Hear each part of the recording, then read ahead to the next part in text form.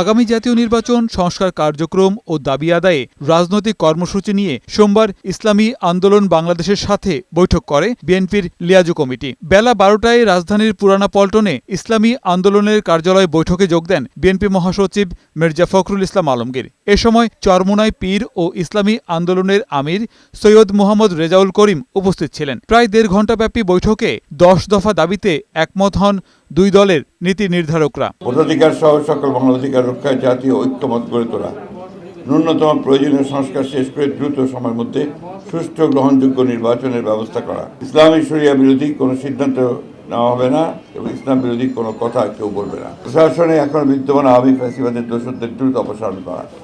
এই ছিল আমাদের মোটামুটি আলোচনা করে বিষয়গুলোতে আমরা মোটামুটি ঐক্যমতে পৌঁছেছি।